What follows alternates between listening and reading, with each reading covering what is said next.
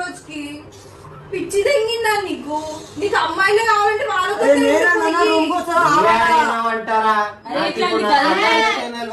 అంతా సీరియస్ రాడు ఒక మనిషి మీద జోక్ అయితే నీకు అట్లా చేయాలనిపిస్తే నువ్వు వాడైతే చెయ్యకు. నీ అడిగితే నువ్వు చేసుకొని పో. అర్థమవుతుందా?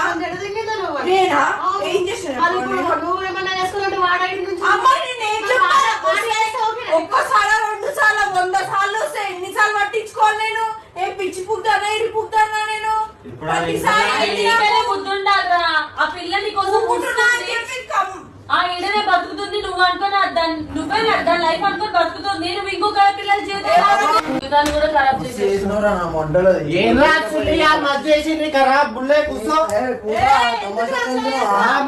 చేసిందే తప్పు నువ్వు.